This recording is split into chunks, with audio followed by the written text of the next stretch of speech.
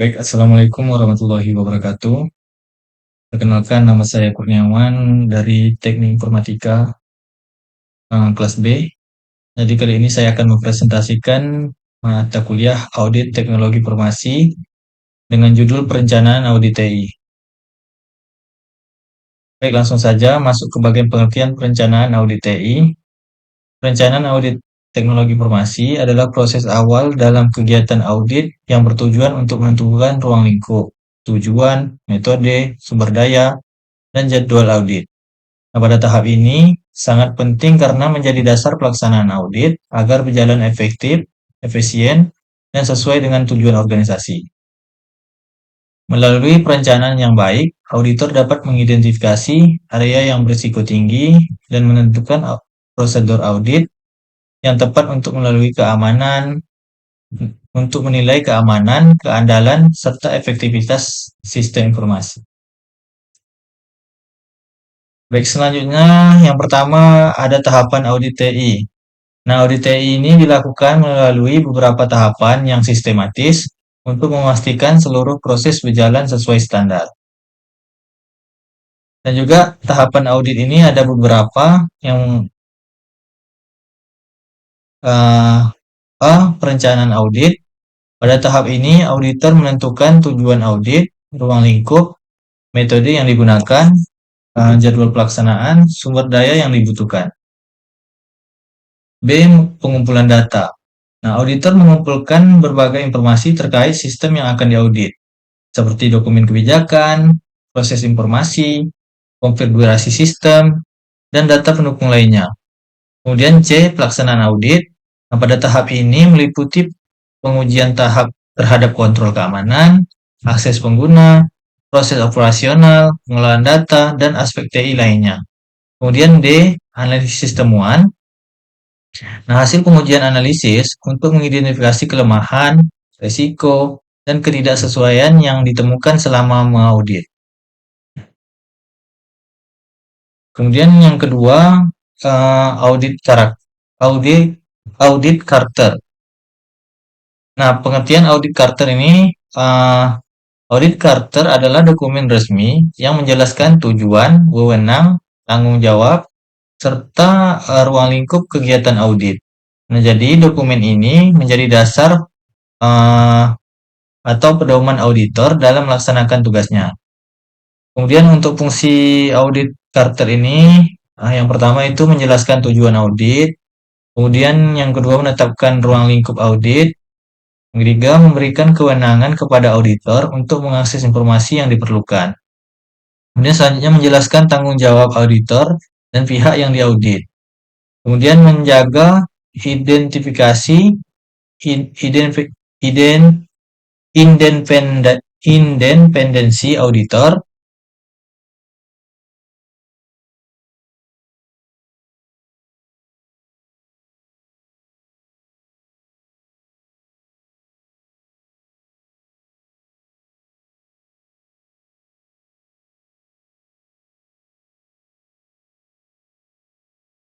Kemudian selanjutnya untuk isi audit Carter ini ada tujuan audit, ruang lingkup audit, wewenang auditor, tanggung jawab auditor, dan juga hak akses terhadap data dan sistem. Kemudian standar dan metodologi audit yang digunakan. Selanjutnya untuk manfaat audit Carter. Dengan adanya audit Carter, proses audit dapat berjalan lebih terarah, transparan, dan memiliki landasan yang jelas sehingga meminimalkan konflik antara auditor dan pihak yang diaudit. Kemudian masuk ke yang ketiga, yaitu ada audit planning. Nah, jadi audit planning ini adalah proses penyusunan strategi dan langkah-langkah audit untuk mencapai tujuan audit secara efektif. Nah, jadi auditor harus memahami lingkungan organisasi atau sistem yang digunakan, serta risiko yang mungkin terjadi.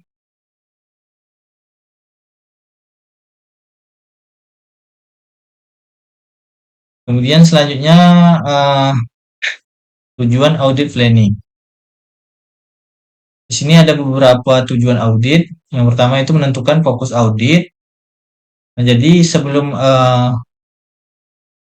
untuk tujuan auditnya itu kita menentukan fokus audit, kemudian mengidentifikasi risiko yang signifikan, mengoptimalkan penggunaan sumber daya audit, memastikan seluruh area penting telah tercakup. Kemudian langkah-langkah audit planning, ini memahami organisasi, identifikasi risiko, menentukan ruang lingkup audit, dan juga menentukan metode audit dan menyusun jadwal audit.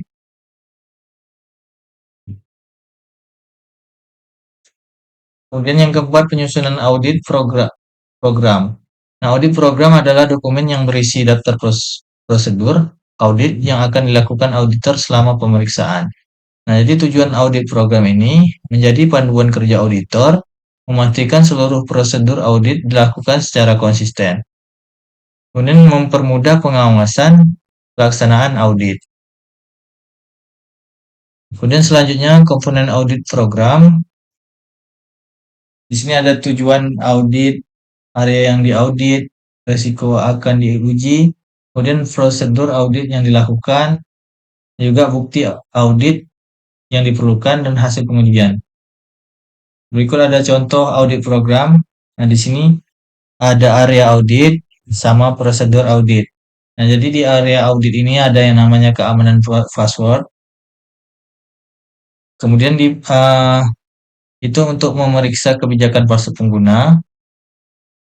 Kemudian hak akses user. Jadi pada area audit ini ada hak akses user, kemudian prosedur audit memeriksa hak akses sesuai tugasnya, kemudian backup data, lalu prosedur audit memastikan backup dilakukan secara berkala, kemudian antivirus. Nah, jadi prosedur audit ini memeriksa status pembaruan antivirus. Kemudian yang kelima, penyusunan audit checklist. Audit checklist adalah daftar pertanyaan atau poin pemeriksaan yang digunakan auditor untuk memastikan semua aspek audit telah diperiksa. Selanjutnya, tujuan audit checklist. Yang pertama, membantu auditor bekerja secara sistematis, kemudian mengurangi kemungkinan adanya aspek yang terlewat, dan juga menjaga konsistensi proses audit. Kemudian selanjutnya contoh audit checklist keamanan sistem. Di sini ada password. Nah, password ini kegunaannya untuk memastikan keamanan atau memastikan password yang aman.